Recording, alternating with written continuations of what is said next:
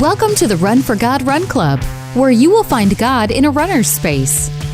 Welcome to the Run for God Run Club. This is your one stop each week to be motivated and inspired to get off the couch and onto the running trail where you can, in turn, inspire others to do the same.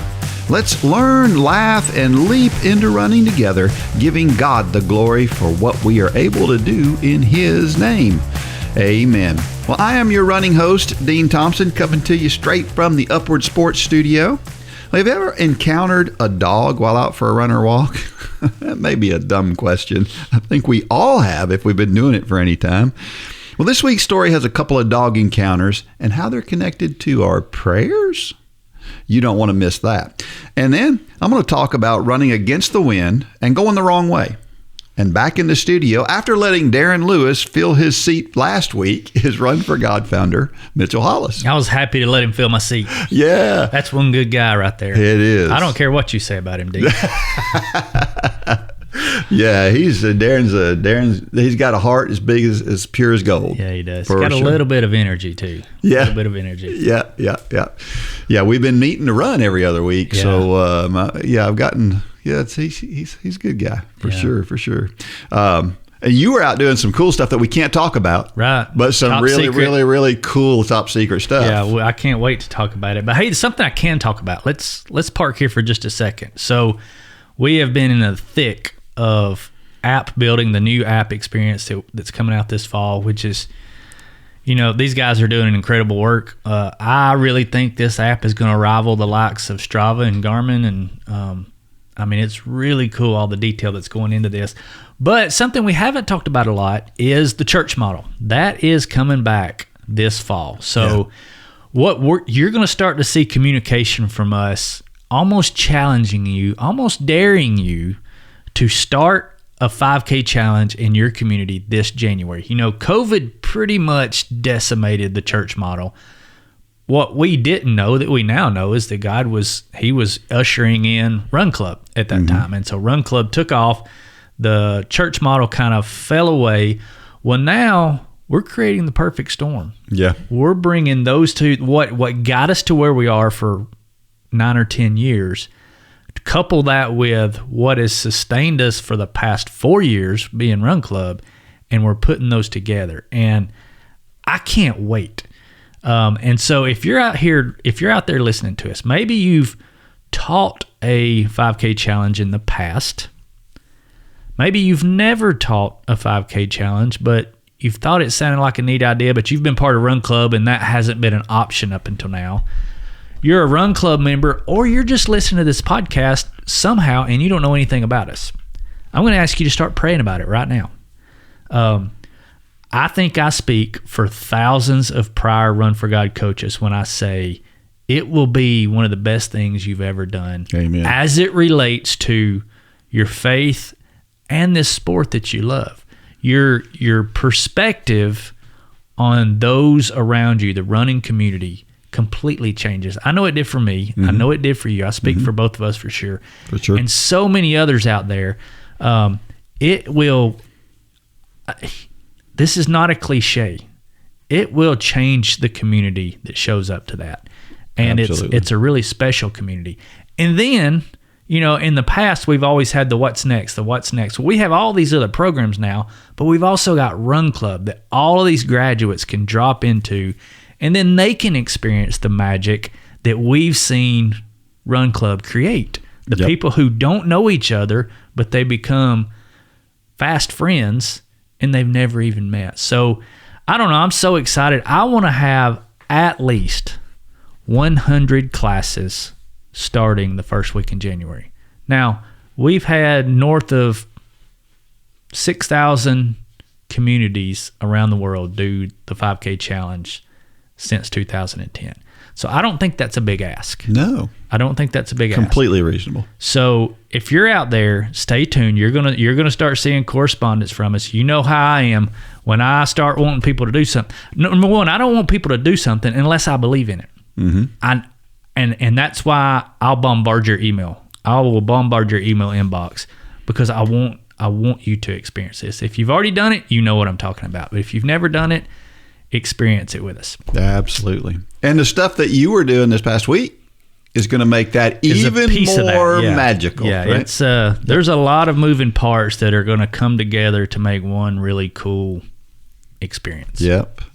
And if you're out there and you have done a class before, the app is going to change the way you do the class a little bit. Sure, absolutely. And it's going to make things easier on you. Yeah. And so But I did hear something the other day. I said I don't remember what they were talking about. They were talking about somebody who was very careful not to say it's easy, that something is easy to do. So when we say the class is easy to do, it is. It's easy for an instructor to do, but there's still work involved.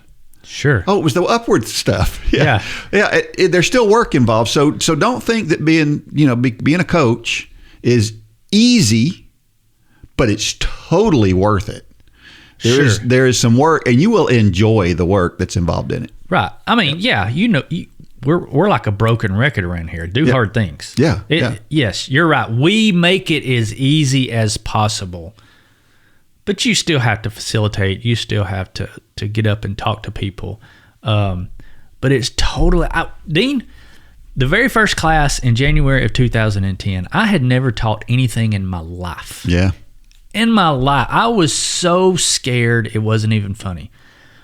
But the question I asked that first night of the very first ever Run for God class, 5K challenge, is still the question that we tell people to ask today, because it's what put me at peace. Mm-hmm. And the question is, I looked out at the crowd and I said, why are you here? Yep. I really don't know why I'm here, is what I said. I don't understand why God's got me here. I feel like I don't have the credentials. I'm not a pro runner. I'm not, a pastor. So I asked the question, why are you here? And the answers that started to come from these people who had signed up for this class, man, I knew that first night, this is going to turn into something. Yeah. I didn't know it would be this magnitude at that point, but I knew something special was starting. And we've seen that same thing happen in class after class after class all around the world over the past 13 years. And I'm so excited to be bringing it back. Absolutely. We had a post last week from Carie Pearson King. She said, "Good morning, Run for God family. I'm praying for the many who are up and ready to run today. It has been a while since I posted, in part because I haven't been running consistently. A change in my job a few years ago has made the choice to run that much harder. This year I took baby steps, finding a colleague who would run with me twice a week. That time became precious, often ending with us praying for one another, our colleagues, and our day ahead. I knew it was time to do more. I've missed longer runs and races, but I was still struggling with where and how to begin. Then two in this group posted that they were running in a race down the road from me, and their post kept coming up to the top of my feed, like God kept saying, 'Carie, this is for you. Start here.' So 2 weeks ago, I showed up, and God did too. It wasn't about the race or the run, but about meeting fellow runners who love Him and sharing our journeys, our stories of His goodness and faithfulness. It was the reminder I needed to get me out the door this week. My work commitment doubled this week, but so did my runs. I made it out the door, which in turn made the work more manageable. Why do I forget this in these seasons of transition? Are you like me in a season where you want to, but are struggling with doing? This is your day, my friend. Grab your shoes and step out the door. It doesn't have to be a long run, and it doesn't have to be what you once could do. Do what you can today. Give the steps to Him and remember that the many steps He has blessed before. He is faithful in our weakness and wants to work in and through us. He's showing up today. Are we? Thanks, Kimberly, Jennifer, Misty, Tim, and Elizabeth for being His tools to motivate me. Colossians 3:15-17. Let the peace of Christ rule in your hearts, since as members of one body you were called to peace, and be thankful. Let the message of Christ dwell among you richly as you teach and admonish one another with all wisdom through psalms, hymns, and songs from the Spirit, singing to God with gratitude in your hearts. And whatever you do, whether in work or deed, do it all in the name of the Lord Jesus, giving thanks to God the Father through him. To God be the glory. What a great post. You know what's crazy? And it kind of goes back to the whole, what I just talked about with the church model. I did not see Carie's post. And she makes a statement in here, I'm going back up, that she showed up to that run, but it wasn't about the run. Yep. It wasn't about the race. It was about friendship. Yep. And the cool thing is I don't know the context of this, but when she named off Kimberly, Jennifer, Misty, Tim, and Elizabeth for being his tools to motivate me, we know those names. Yeah. They're hundreds of miles away. I don't even know the exact town they're in, but I have this, I've been hearing this Ted Danson commercial on a podcast I'm listening to. He's got a podcast now that says it's called Where Everybody Knows Your Name. Yeah. Off the old Cheers thing.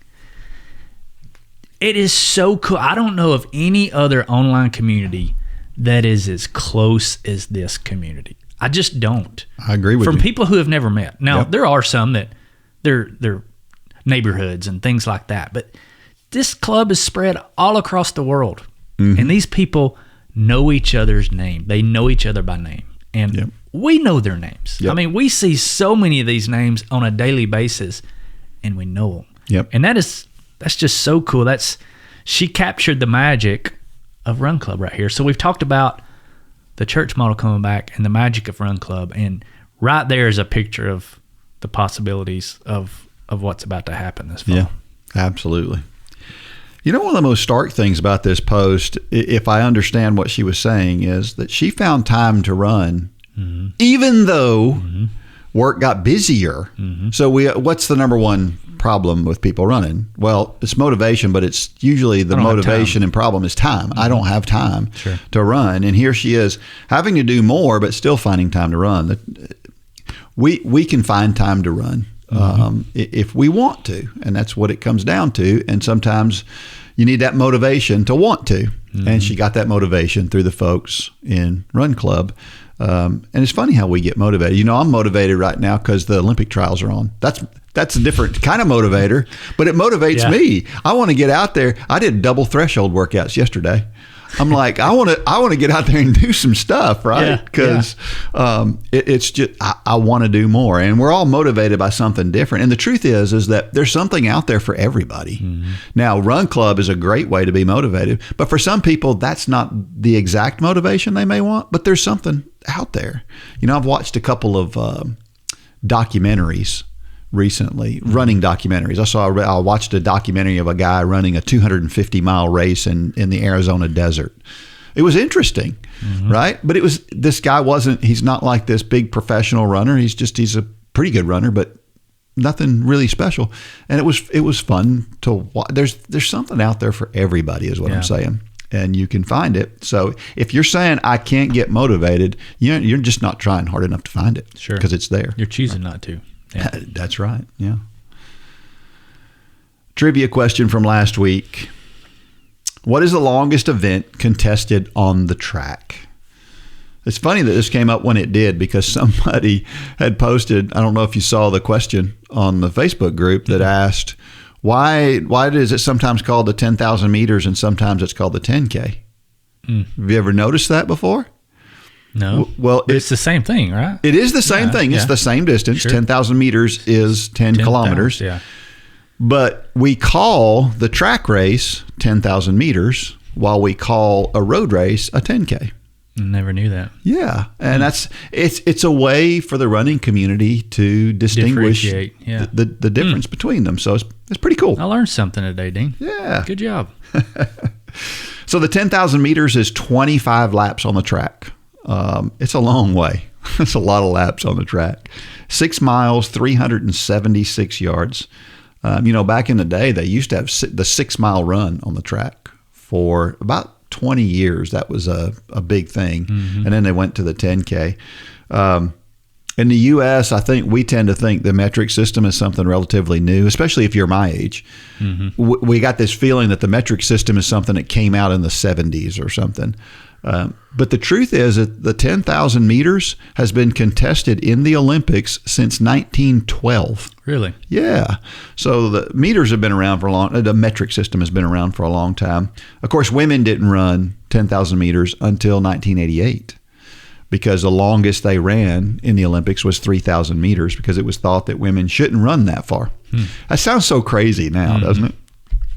So let me ask you a question because I'm just now remembering this because, I watch every waking minute of the Olympic trials. I know you do. You know that. But I saw that one of Lane's buddies, one of his old triathlon friends, Davis Bove, was doing the Olympic trials. He was in the 1500. Yeah, how did he do? I know he was training with, was it Craig Ingalls? Yeah. He was training with him. How did he do? He didn't make it out of the first round. He was close. He was very close. He ran well. Right? He ran a pretty good race. Craig Ingalls made the final. Really? Yeah. He was so excited to make the final. Yeah. Gosh, that was cool. But Davis did a good job. He ran well. Yeah. Yep.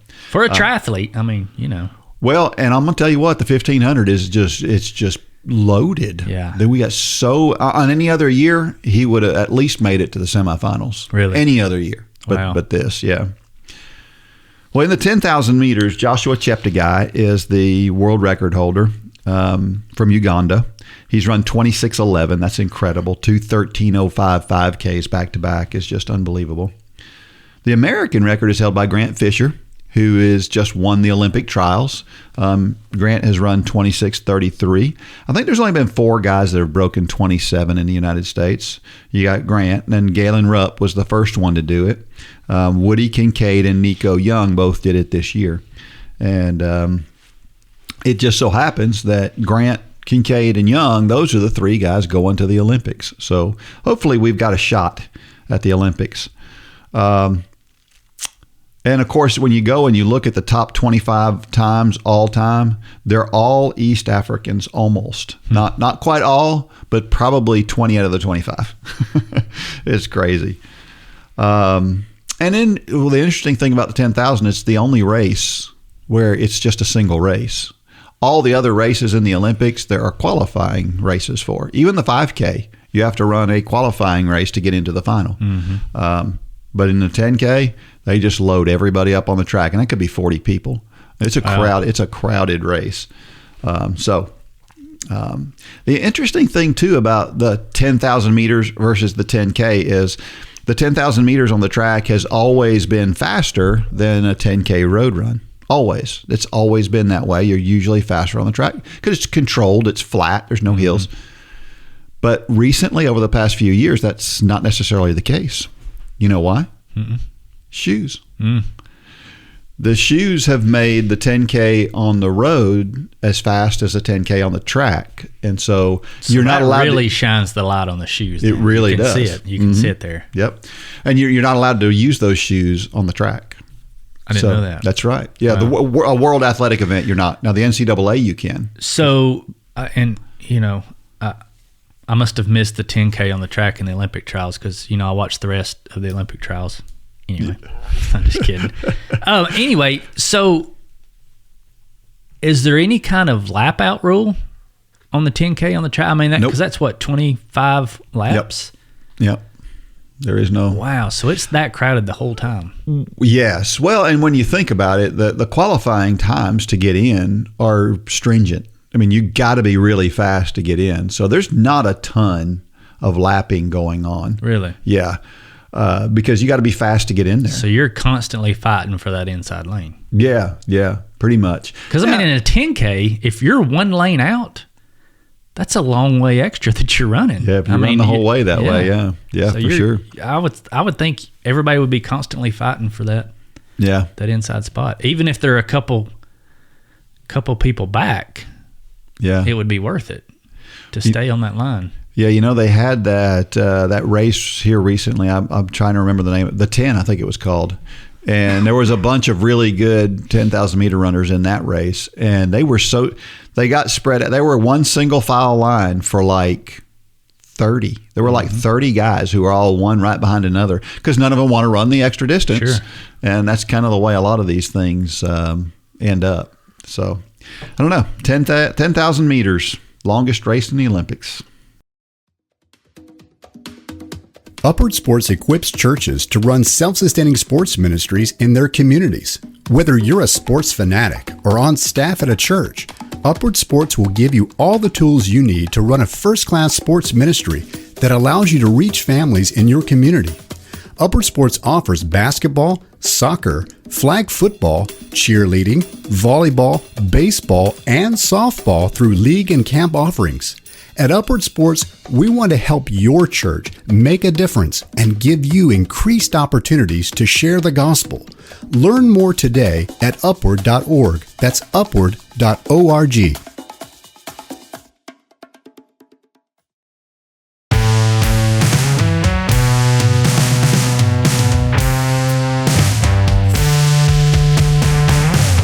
All right, we're back, and we're going to share a story, and I still know there's other people out there who haven't written us their story yet, so don't be shy.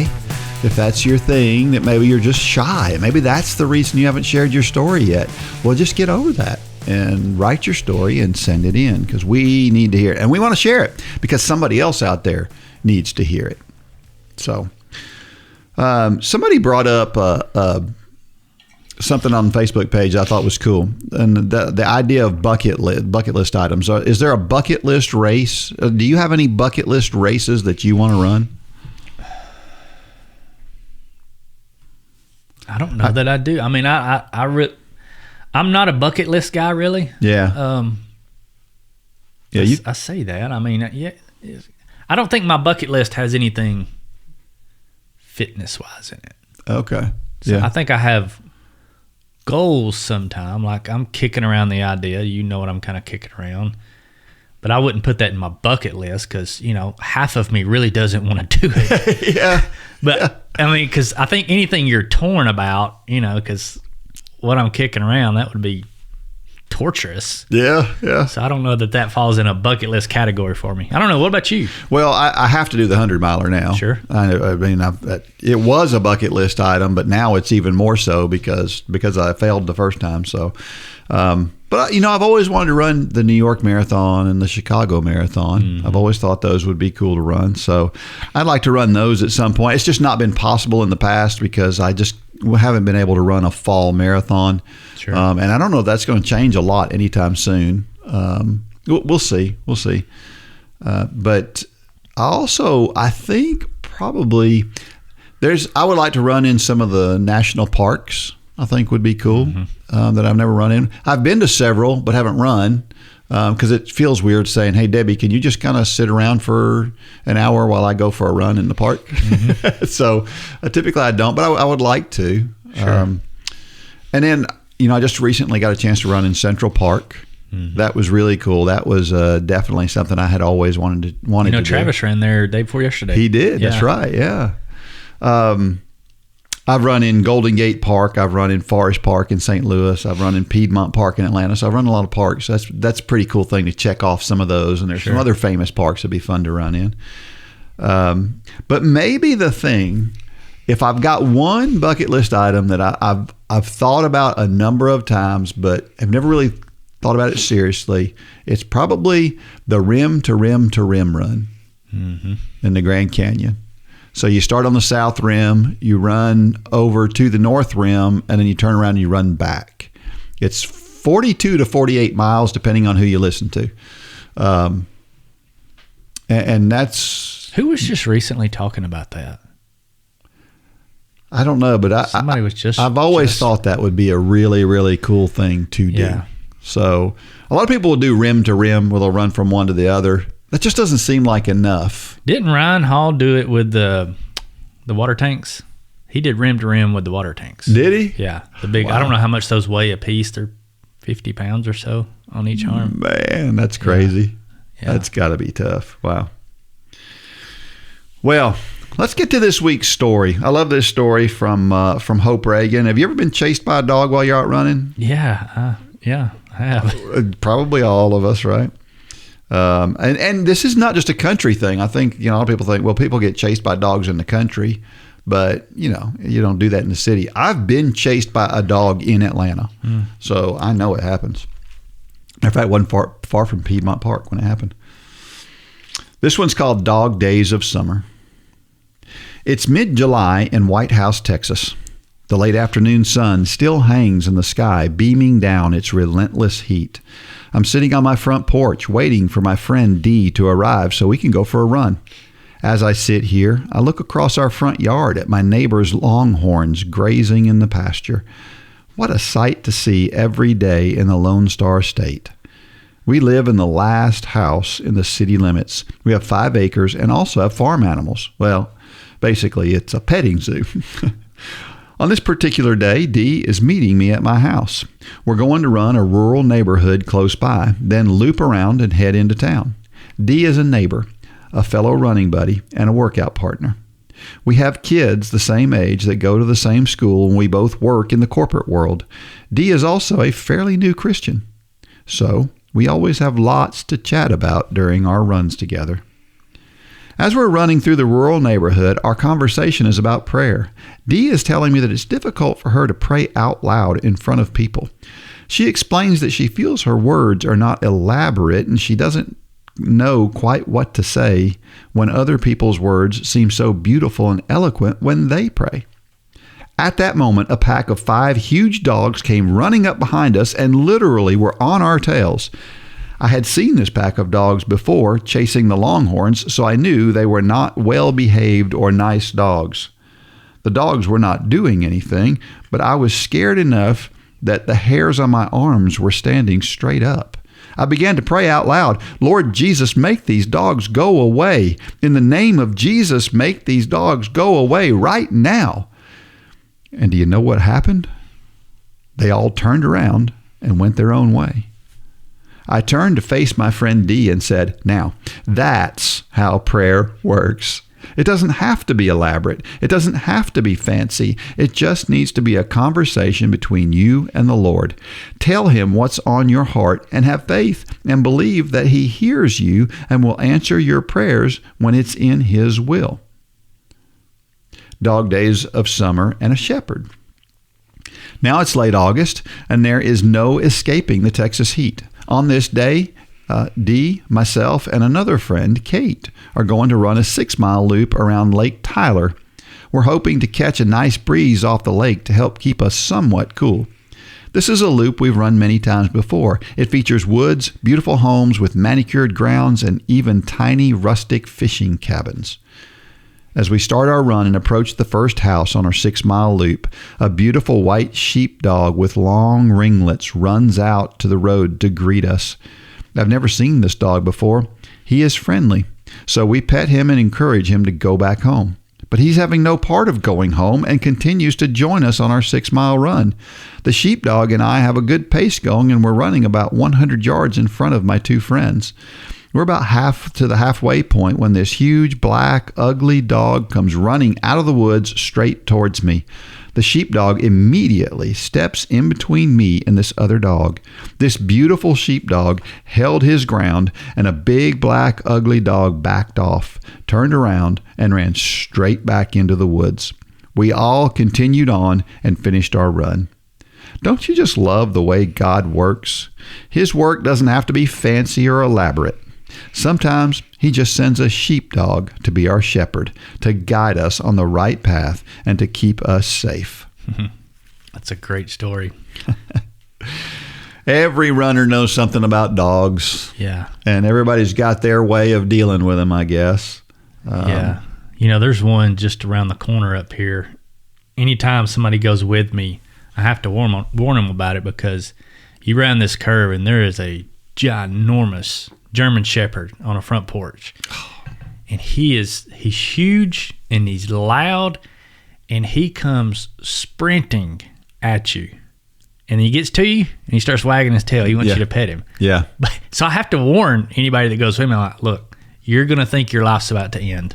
But it's not. This dog is really nice. And so the dog's coming and they're like, "Are you sure? Are you sure?" Like, yes. And German Shepherds don't have any problem getting up close. No. But I've learned through the years, I don't know how you do it. You know, we all have the way we deal with dogs. But usually if a dog's running at me, I've learned that if you just whistle, like, "Come here, boy," you know, like you're wanting to pet him, a lot of times you'll see that tail start wagging. Yeah.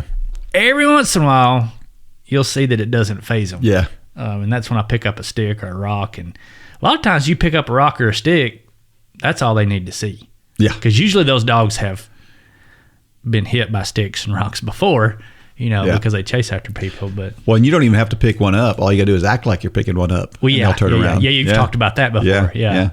My favorite dog story is one time when I was running and I was over there near the fish hatchery there in Cohutta. And coming down off the hill there at the fish hatchery was this dog that was running after, like you're talking about, sprinting full speed. It was a pit bull. And I'm there and I'm like, I can't run away. There's no way I can get away from this dog. And so I stopped, and this pit bull keeps running toward me, and he is sprinting. He's going all out, and he's running as hard as he can, and he's coming up to me, and he's barking, and he's being loud, and I'm shouting at him, and he's not turning around. He just keeps coming. And I am, at this point, I'm like, oh my gosh, this could be it. This could be the run-in that I've never had before, and here it comes. And this dog runs all the way up to me, and he gets to me and rolls over on top of my feet. He rolls over on his back, wants me to scratch his belly. I was terrified for a few seconds there, but this dog was, he just wanted to be petted. And I've never seen the dog since, so I don't know whose dog it was. So let's get a little education out here. So, because the boys and I actually talked about this just not too long ago. Have you ever really thought about, because I have, when I've had that German Shepherd when it came at me the first time, this is one of those things that's good to think about, not in the moment. Have you ever thought about how to handle a dog should it actually be mean and it lunges at you? I mean, to me, I've always felt like I could take them if I could get them in a headlock. Yeah.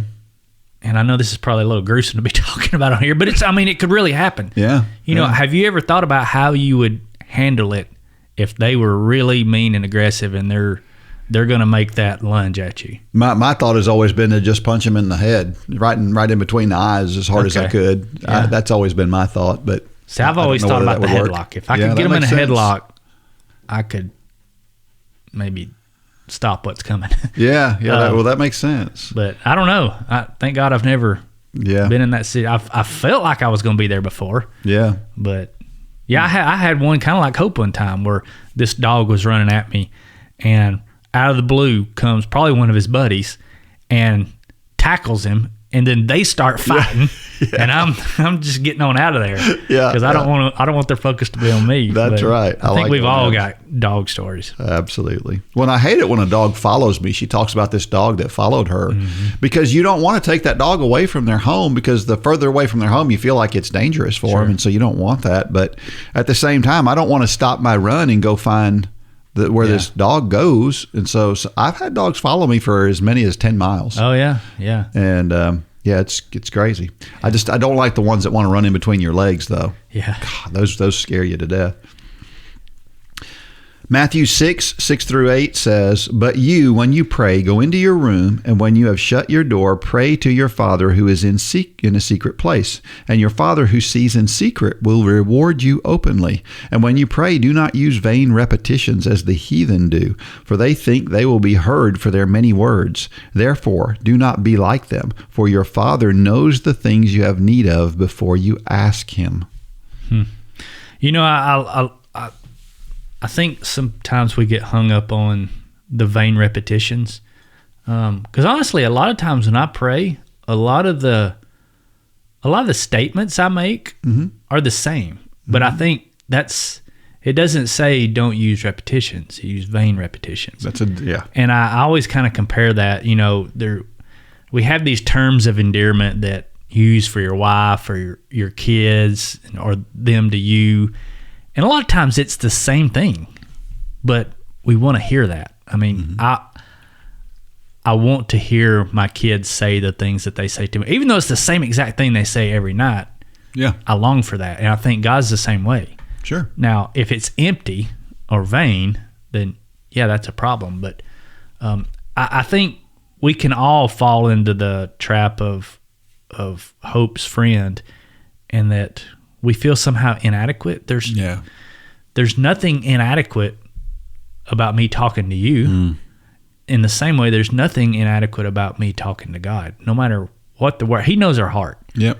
And a lot of times, I could be fumbling my words trying to talk to you, but you know my heart. Right. And I think that's the main thing is, where's your heart at? That's exactly right. And it doesn't matter the words you say. I mean, some of the most impactful prayers that I've ever heard are not well worded. Yeah. I mean, not well worded. But it's somebody truly trying to talk to God. Yep. And they're trying to find the words, and there's a lot of heart in that. For sure. Yeah. Eloquence. Now, can an eloquent prayer be a great prayer and what God wants to hear? Yes. So we're not casting judgment on either side, but the point is, you don't have to be eloquent when talking to God, even in front of people. We're not praying for people. Yep. We're not praying for them to hear it. We're praying for God to hear it. Yep.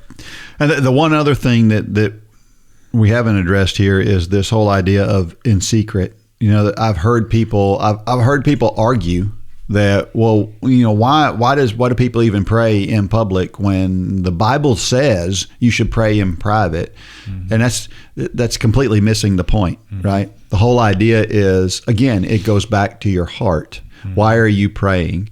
If you're praying to be seen, sure, then that's not good. God doesn't want that. The Bible talks about the religious leaders of the day who widened their phylacteries and lengthened their tassels so that they could make their prayers sound all that much more fantastic. Mm-hmm. And God doesn't care for that. He doesn't like showboating. Right. He wants to hear from your heart. Sure.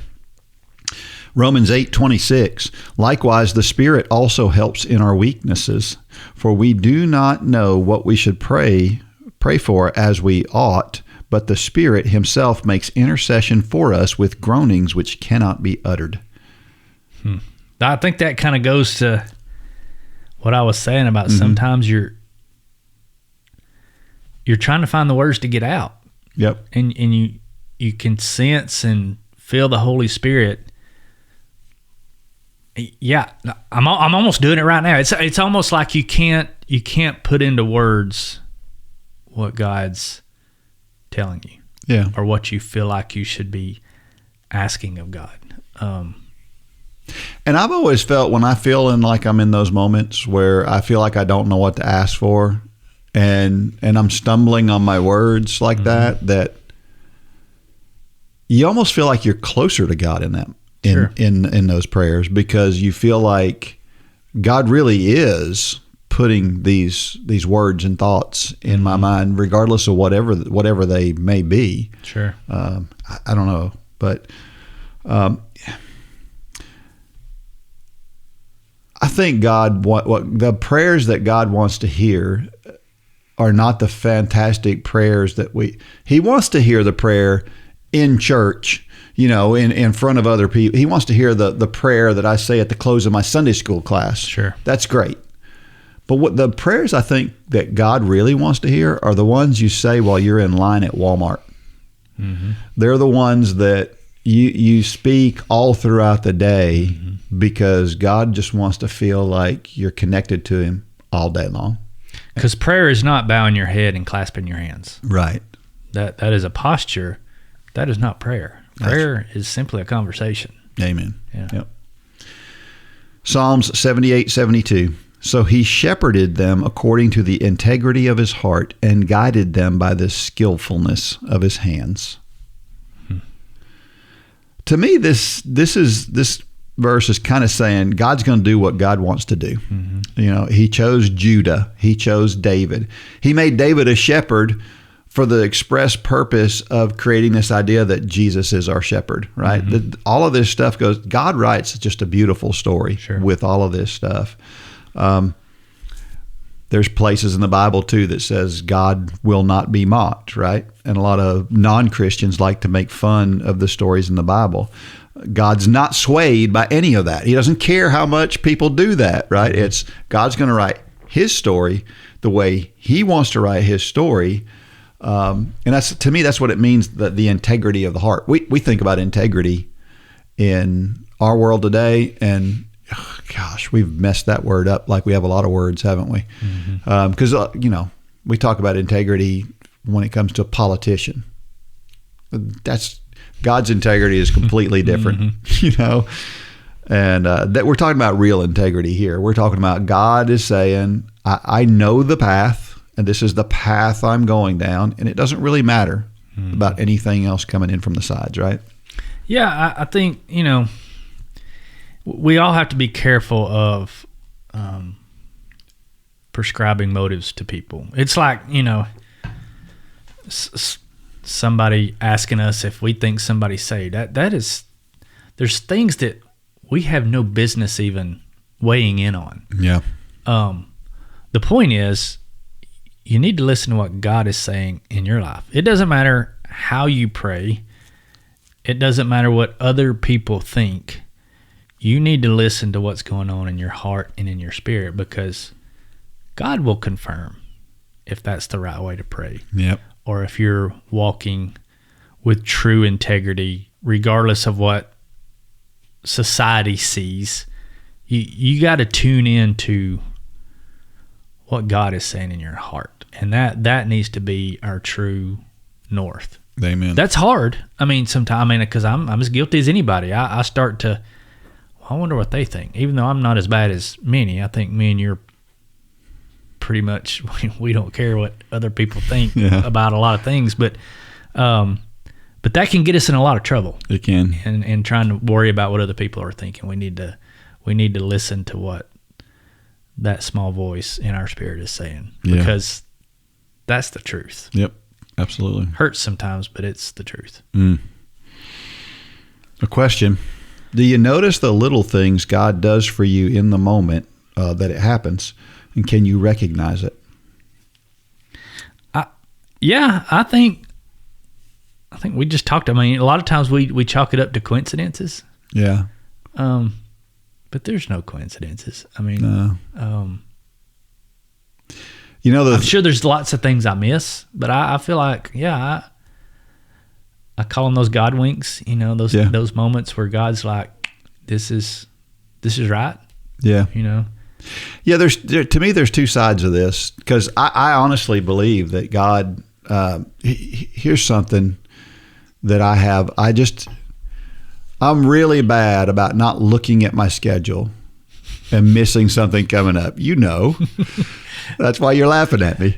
Like yesterday, you sent a text out and said, hey, don't forget today's meeting is earlier than normal, right? And it was perfectly timed for me. Literally perfectly. And I don't even know why I sent that, because I usually don't send a text about that. I know. That's I know crazy. You don't.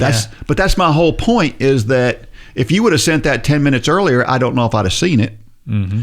And if you'd have sent it, 5 minutes later. Yeah.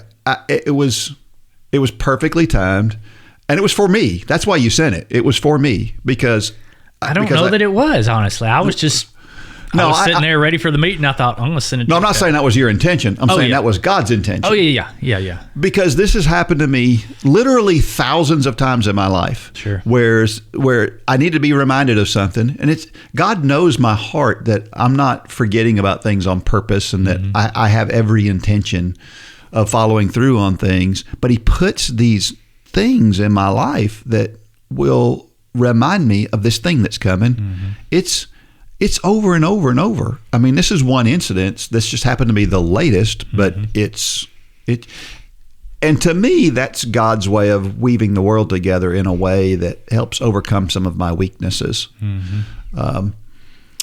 But on the other side of that coin, I think we sometimes have to be careful not to say that everything that happens is because, I'm trying to think of one.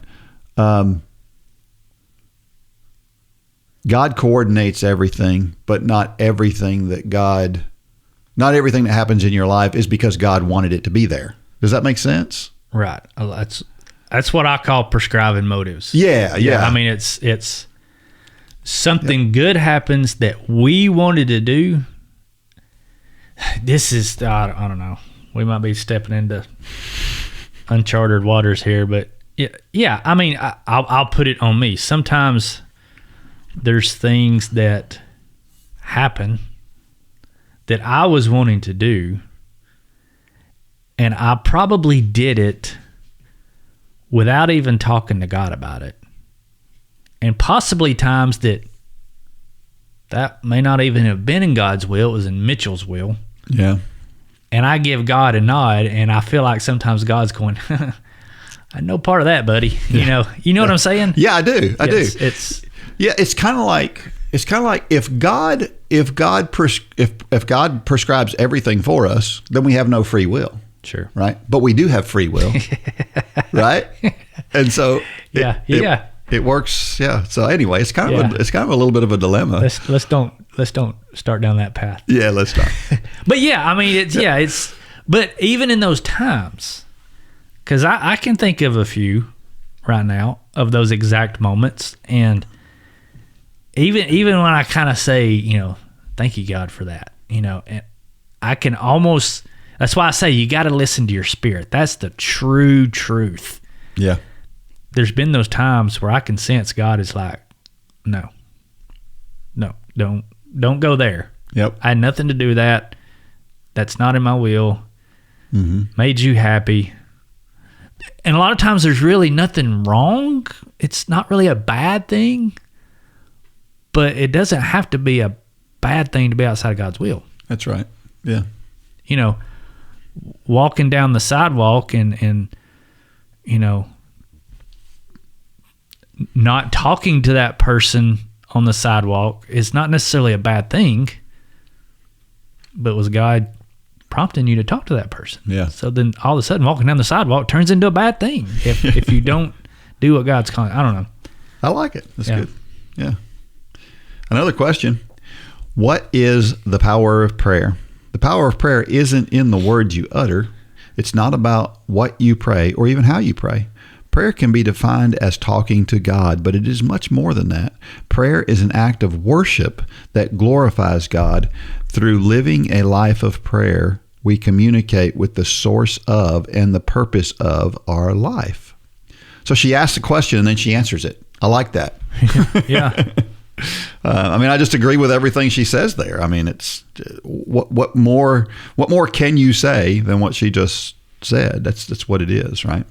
I used to have a Sunday school teacher who used to talk about, she called them breath prayers.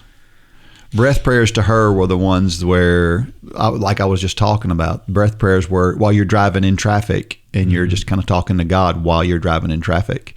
It's the ones, again, where you're at the grocery store. It's these things where you're just communicating with God through your daily routine through the day. And she used to call those breath prayers, which I don't know why that term, but I thought it was an interesting term and I'll never forget it. Because I feel like if we are connected to God the way He wants us to be connected to Him, that's the way things are it's going to be a conversation all day long, right? Mm-hmm. And if we're not doing that, then I don't know how healthy our relationship is with God. Yeah, I've always talked about, if you ever want to see God make an impact in somebody's life, go look at, I've always pointed to my dad. It was an overnight thing. It was an overnight thing. It was a moment to moment thing. His life transformed. There's people you can look at. But on the subject of prayer, I've always talked about, I don't know that I've always talked about it. This has always been my example of the power of prayer is think back, if you're a believer, and think back to a time, and I can think back to several, because this has happened. These are the prayers that I can point to where I know prayer works, where you're just in knots about something. Mm. I mean, there has been times where I'm just beside myself about an issue and I'm going to fix it. God is the last thing on my mind.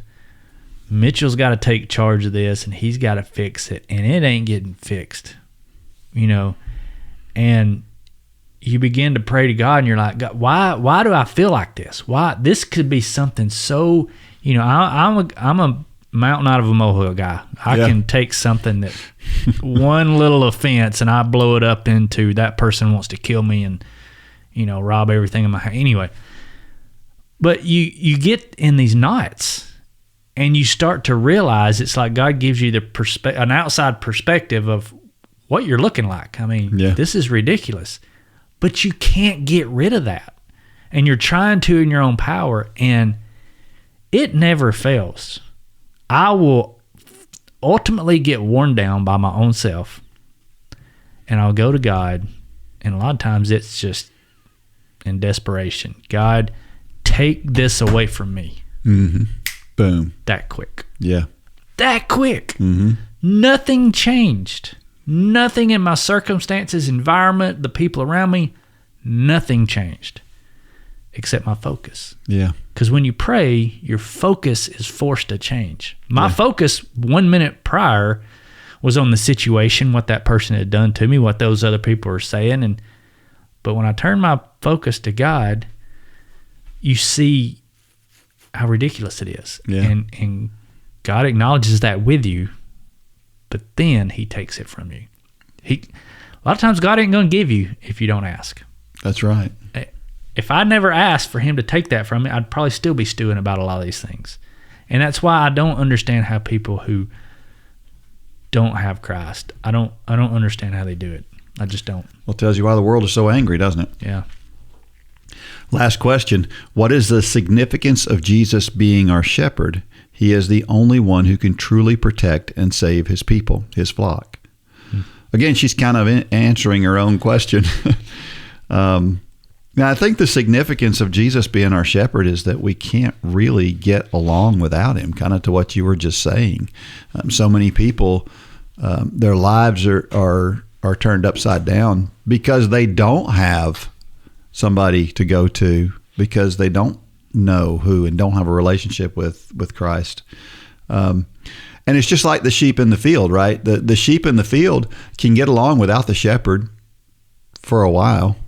Mm-hmm. They can eat the grass that's there in the field. They can get away with it for a while. But when a crisis happens, they got to have a shepherd. Well, I guess that's why this analogy is one that Jesus used so much, is if you really understand sheep, they're skittish and they're paranoid and they're just like we are. They're just like I am in those moments. And when a shepherd comes in, that's the whole thing about a shepherd, that sheep are smart enough to know, they know the voice of the one protecting them. They sense the presence. A shepherd doesn't have to be visible to sheep. They can sense it. There's sheep across the road here, across the road from my driveway. And sometimes those sheep will be going nuts. I can hear them all the way from my house, and it's a half mile to those sheep. And I'm convinced that's when the owner's gone. Yeah. It's probably like a little 2-acre fenced in area. But most of the time you don't even hear them. And I'm convinced, well, he must be home. Yeah. And I don't know. I think, we're like you. We freak out easily. Yeah. Over the smallest things. But if you'll just talk to God, just talk to him. Amen. He'll take it from you. It is so hard to stay on track as a runner or a walker. The world also makes it difficult to stay on track spiritually too. For pennies a day, Upward Sports Run for God Run Club can make both of these journeys more fun and much easier. Join the Run for God Run Club and get access to training plans, videos, and the best group of active Christians you will find anywhere. Go to runforgod.com and sign up today.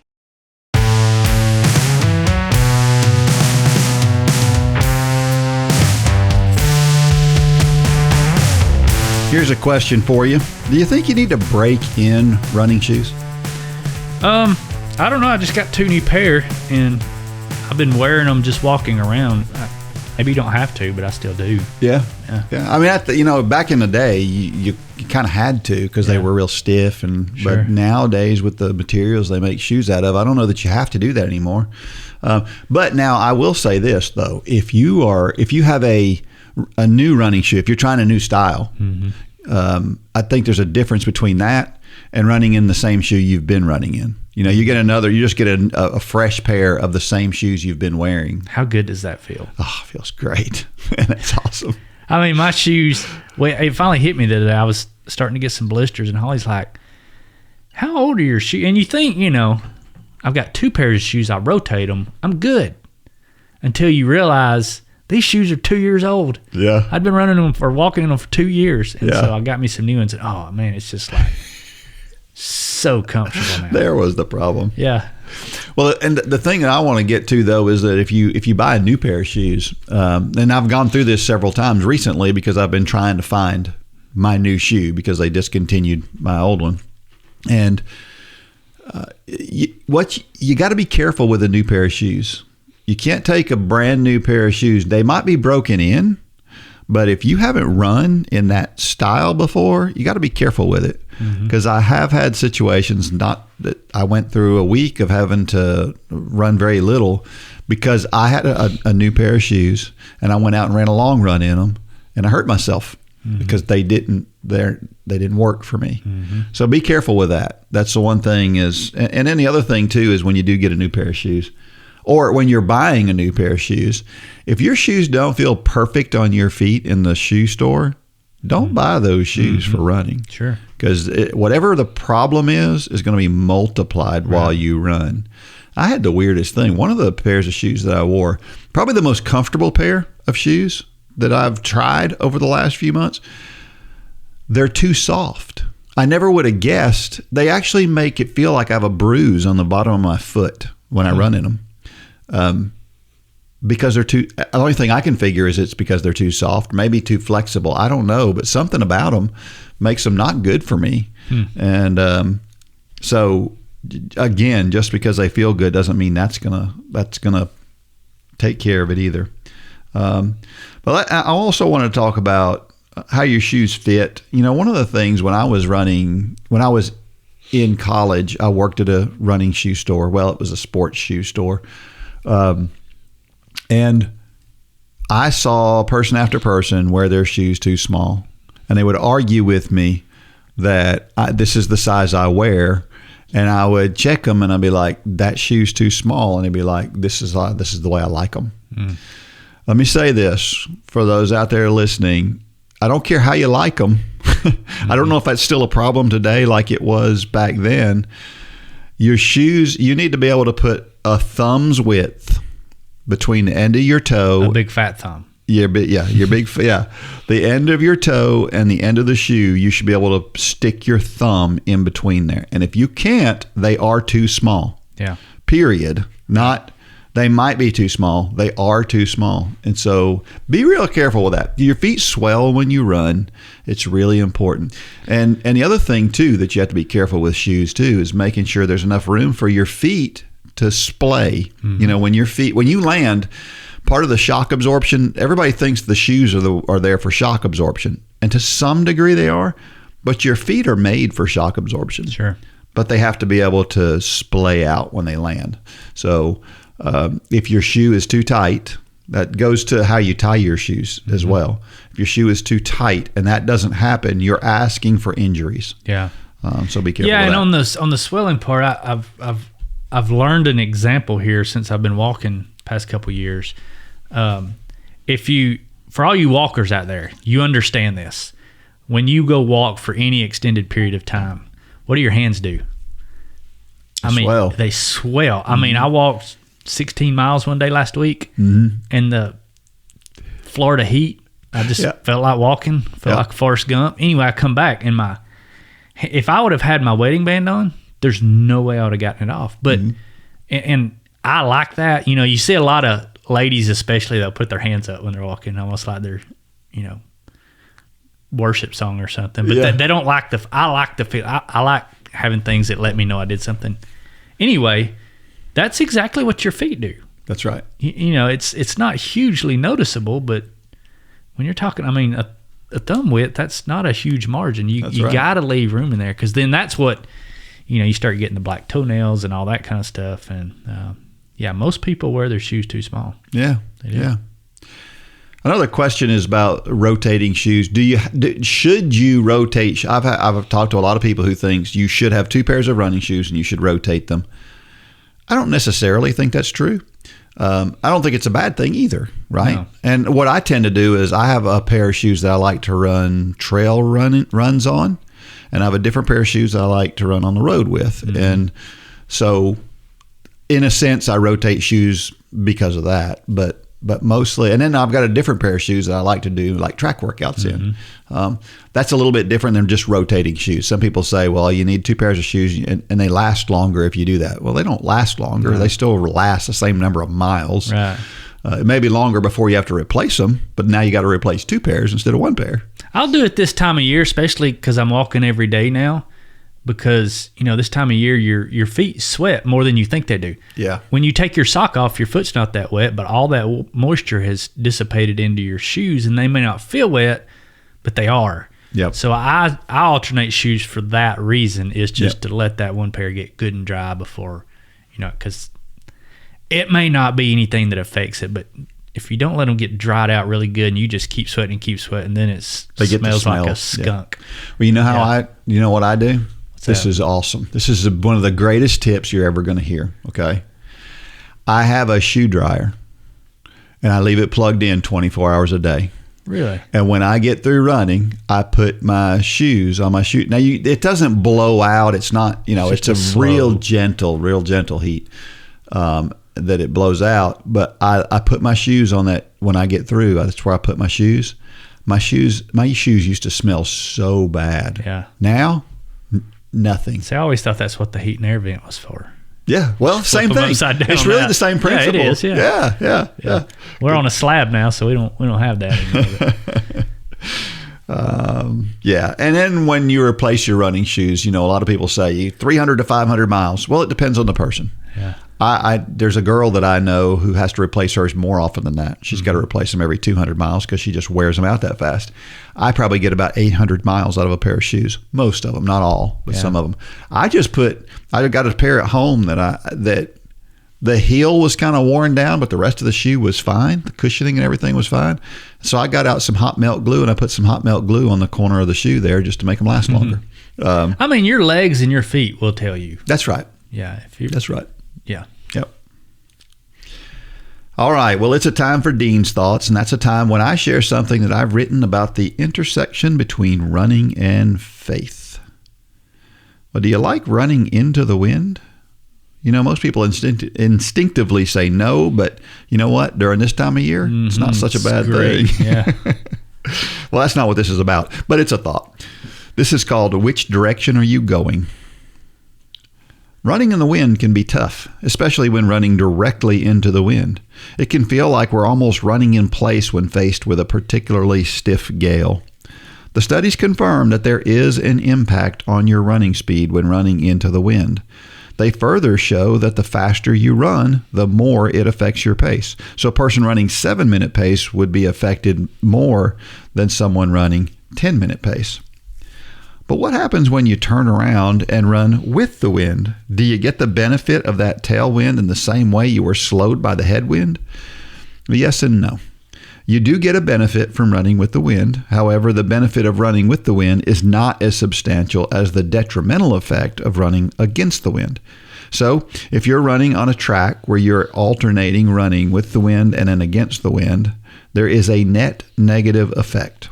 There are other factors to consider, like the cooling effect of the wind, but overall, you are usually a more efficient runner when there is no wind, unless, of course, you're only going one direction. There would be a lot of math involved in figuring out just how much the wind would slow you down physically, but I also know that the wind can affect us mentally. It is critical to keep in mind that, first of all, you can't do anything about the wind other than perhaps draft behind someone else, if possible.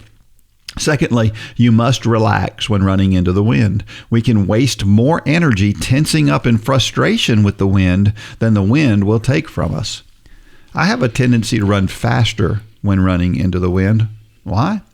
Because I feel like I'm running too slow. So my auto response is to bear down a little harder.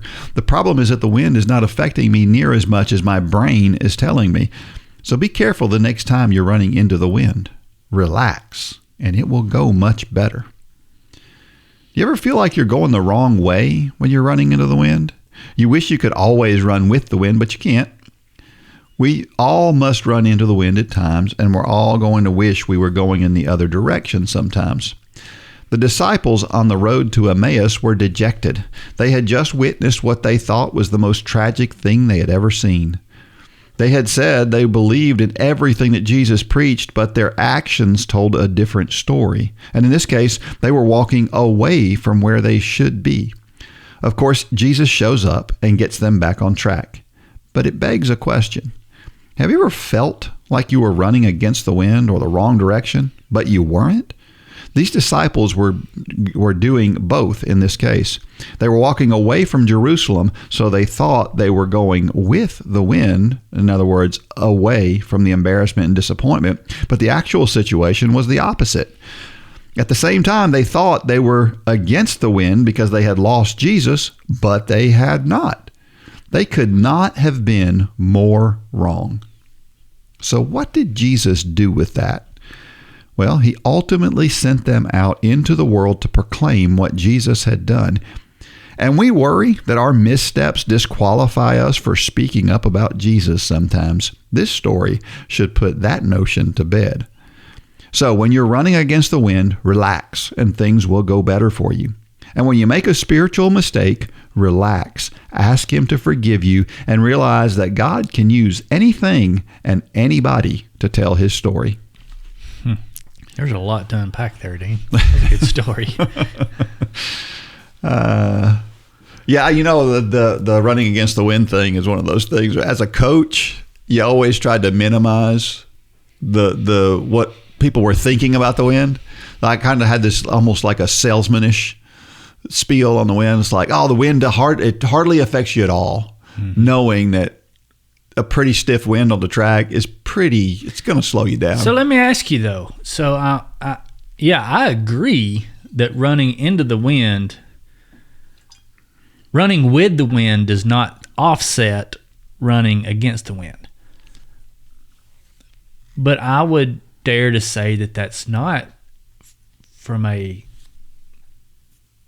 it's because of the mental side, right? So let me ask you this. So if you took a robot and you put a big sail on it and you set it at 5 miles an hour and that robot drove into the wind, if there was no wind and you let it go one lap around the track and then you turn the wind up and there was a 5 mile an hour wind that it had to run into, but it also ran the same distance, it also traveled the same distance with the wind, would the time be the same if there was no motion? You don't think? No, the studies show it. As a matter of fact, you can see it in your car gas mileage. When you're driving into the wind versus driving with the wind, you can see the difference in your gas mileage. You have to work harder to go into and the faster you go, the more detrimental it is. So again, like I was saying, if I'm running along at 7-minute pace, then running into the wind affects me more than it would if you're running at 10-minute pace. Gosh, that just doesn't square in my mind. But that's I mean, they've done studies. Yeah. On this to find that, and it's true. It's true. And again, the same thing goes when you're running with the wind. It helps you because there's not as much. It doesn't help you because it's pushing you. It helps you because there's not as much resistance.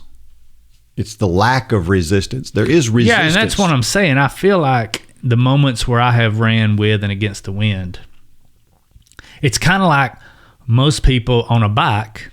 They do hills the wrong way. You know, they try to power up a hill and then they coast the downhill. Well, that's not the fastest way to do it. The fastest way to do a hill on a bike is go a little bit easier uphill and use the downhill. Put your power in the downhill. But I feel like on running, people, they get demoralized when they're into the wind. And then when they get with the wind, they don't make it up. It's like they just back off and they enjoy the easy, where if they would have kept that intensity the same, both, I don't know what I'm trying to say. Yeah. It's interesting. I almost want to do a scientific project now. Well, it's been done. They have yeah, but it's not so ours. That's right. That's true. I think we need to try that. Now, I do seriously run faster when I'm running against the wind, which is crazy, right? And the reason why I do it is because in my brain, the wind is affecting me, and I've convinced myself that the wind is affecting me more than it actually is. Mm-hmm. Now, I stay relaxed. That's not necessarily an anxiety kind of thing. It's just that I also tend to run faster toward the end of a run because I feel like I'm slowing down as I go. So I tend to run faster, and it's all up here. It's all in your brain. I don't know if.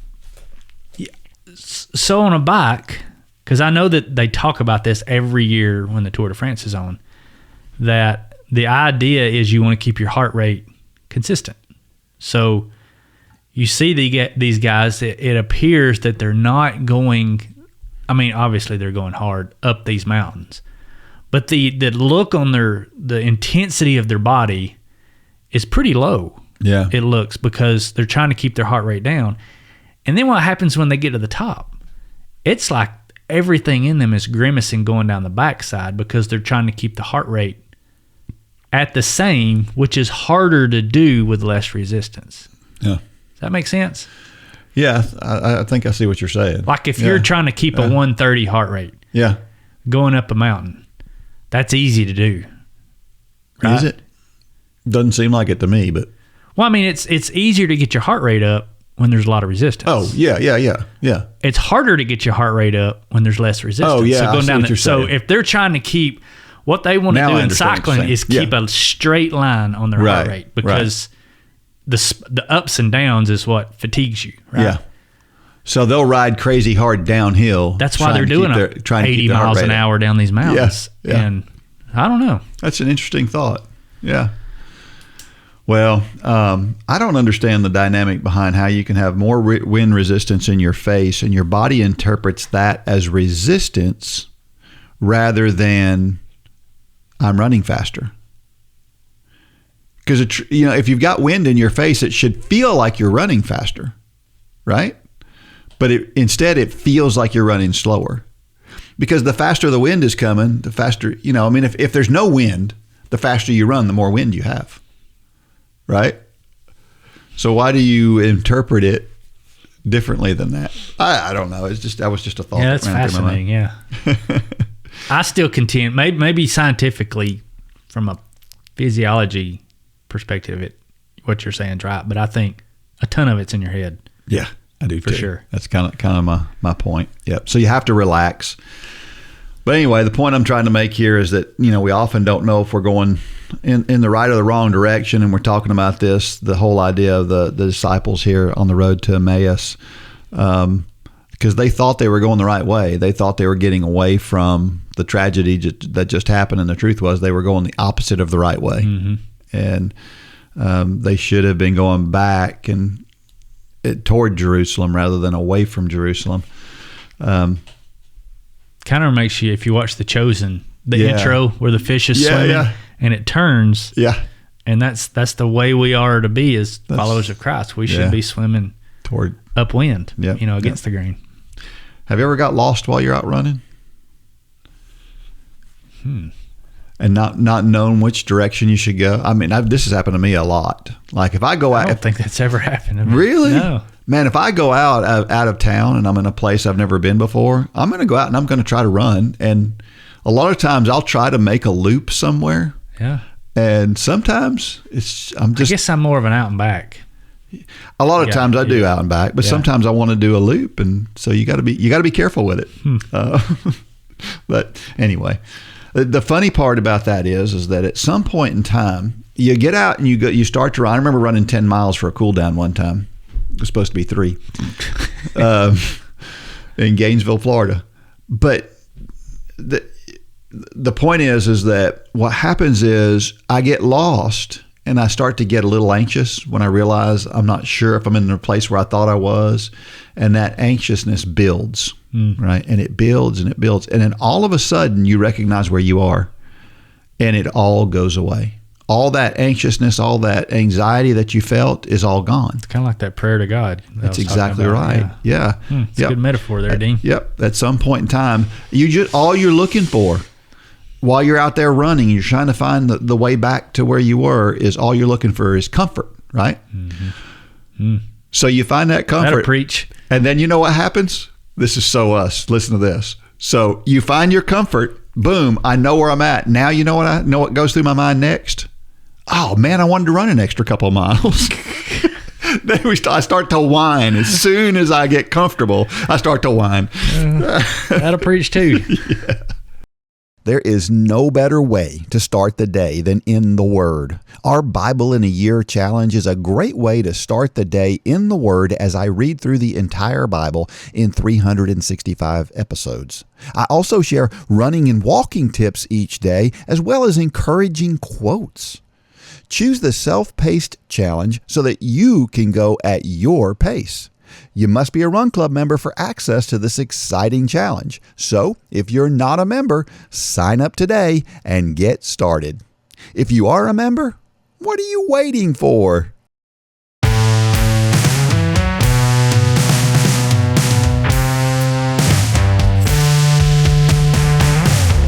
Every week I share a reason why running and or walking is so awesome.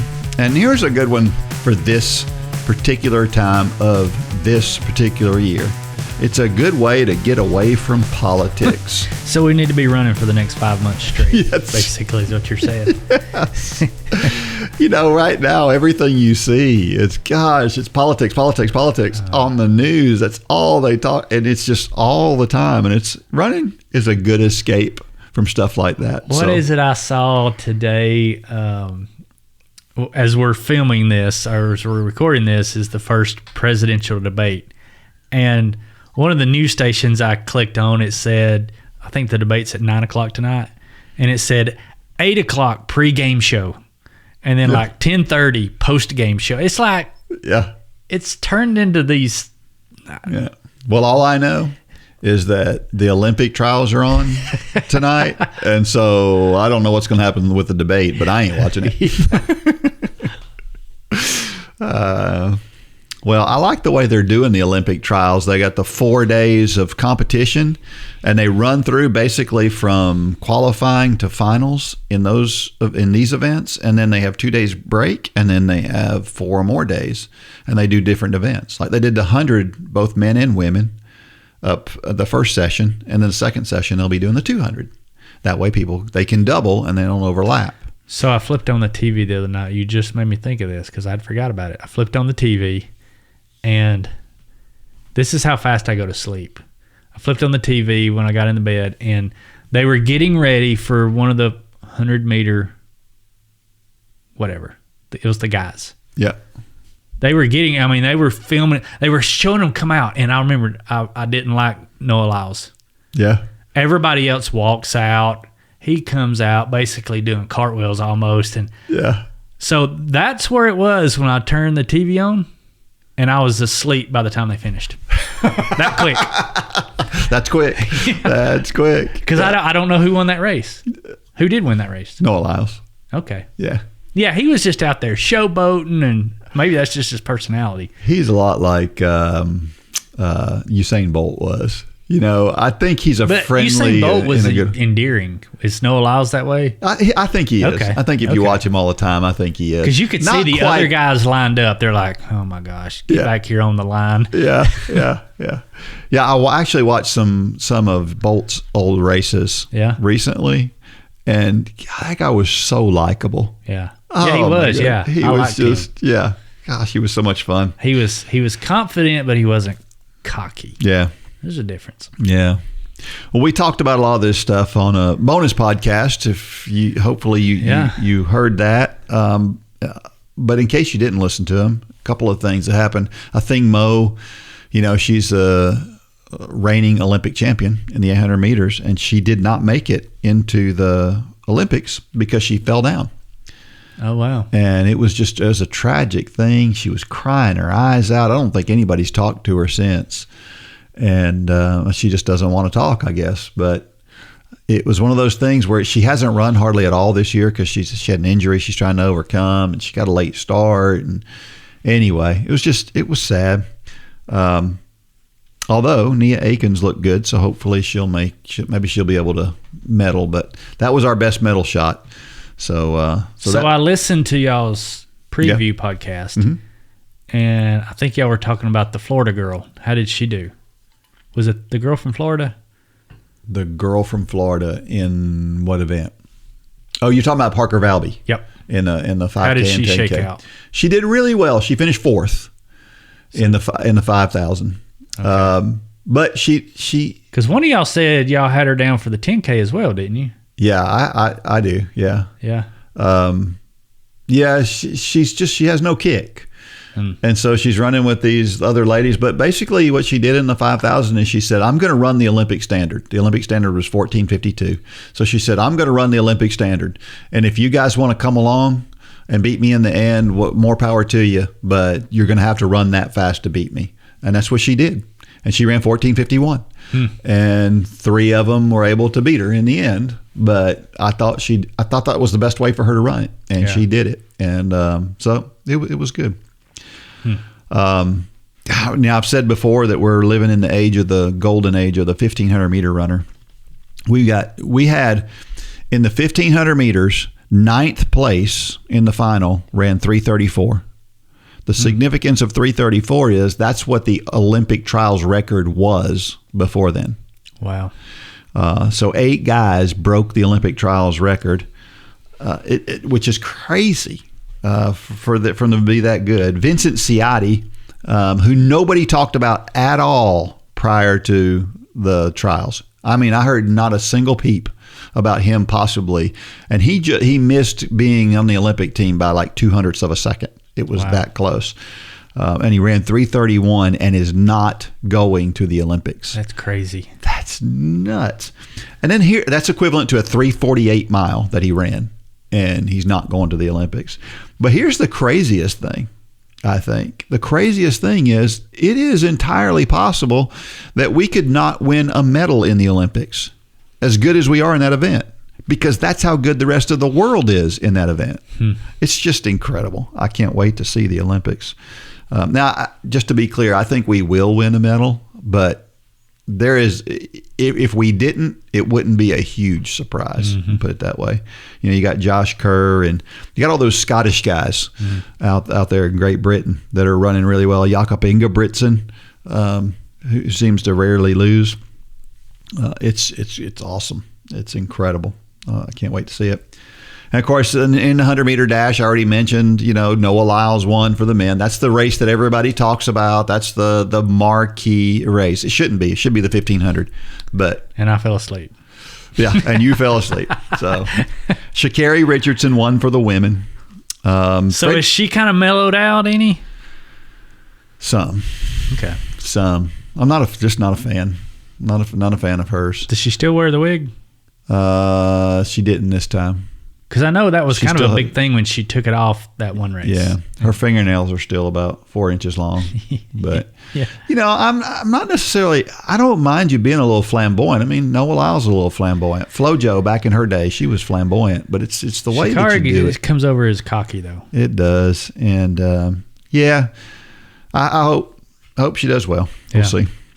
Fred Curley made it to the Olympics again, which is crazy. Fred Curley was the one who, I don't know if we talked about it on here, where he had this weird thing happen where he false started. It looked like he did it on purpose. And then he was running for ASICS, and the next day they dropped him. And so he's not running for anybody right now. He doesn't have a shoe contract. And this is a guy who has an Olympic medal, a couple of Olympic medals in 2 different events, the 100 and the 400. And but anyway, he hadn't been running all that well, so I didn't think he would make it, but he did. So he's an interesting guy. They asked him this question. They asked, "Do you feel pressure, on yourself when you're running in these races?" And Fred Curley, who grew up under really bad circumstances, said, "This ain't pressure." He said, "Pressure is living in a house with 16 people and not knowing where your next meal is coming from. That's pressure." And I thought that's a great. He's like, track and field is track. This is fun. It's a race. Yeah. So it was good. And so we got half of the trials still left. So, and a shout out to 2 high school kids. I don't know if you saw this, but there was a high school kid named Christian Miller who finished 5th in the 100. Wow. Yeah, 9.95, I think. He's run 9.93 this year as a high schooler. And then Quincy Wilson, he's my favorite. He's in the 400 meters. He finished 6th in the finals of the 400 meters. He's running mid 44s. as, get this, a sophomore in high school. That's just not, and he looks like a sophomore. Is in high he school. one of those? Who was the kid? We talked about him on this podcast. It's been a while back, but he basically hardly runs, and he was running. No, that was Cade Flatt. Cade Flatt. Yeah, that was Cade Flatt running the 800. Whatever happened to him? Just Didn't hear from him this year. I think he was hurt, though. I think he had an injury. So hopefully we'll hear back from him soon. All right, how about a trivia question for this week? You know, we're less than 1 month away from the opening ceremonies of the Olympic Games in Paris. And I think the most epic moment in history of the opening ceremonies is the lighting of the flame in Barcelona in 1992. So here is the question. How was the cauldron lit in the 1992 Olympic Games? I don't remember what it was. You don't remember? I remember something. It was epic. I'll never forget it. It was absolutely epic. I don't know that anybody. I'm drawing a blank. And everybody has tried to replicate or tried to beat that. And you just can't do it. I don't know how you're going to ever get a better moment than that particular moment. So if you know the answer to that and you're a Run Club member, if you send me the answer to dean@runforgod.com, you will win $20 off in the Run for God store. So get to it. Motivational thought of the week comes from Norman Vaughn. He was a dog sled driver and an explorer who accompanied Admiral Byrd on his first trip to the South Pole. And he said this, he said, "Dream big and dare to fail." I kind of like that. Yeah. It's kind of like the you can't know how far you can go until you go too far kind of thing. You know, what if we all just went out there and just went after it and tried to fail? It makes me think about the workout. You know, we've done this workout where I have them run 400 meters and I give them a target to hit the first one. And then the goal is to run each successive one faster and see how many of them they can run. Yeah. That's kind of run until you fail. It's a pretty cool idea. You learn a lot about yourself. Yeah, you will, for sure. Yeah. Hey, before you sign off, teach a 5K challenge this January. Absolutely. Think about it. I'm daring you. We need you.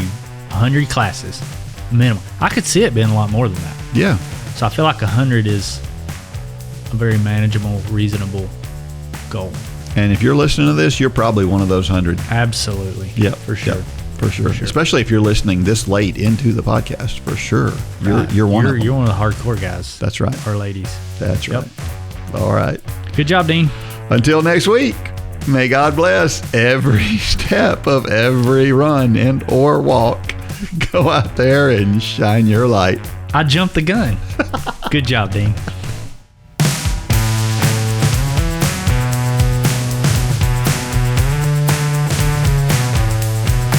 For more information about the Run for God ministry, go to runforgod.com. If you have questions about your salvation, click on the Peace with God tab. There's nothing more important. Thanks for joining us today.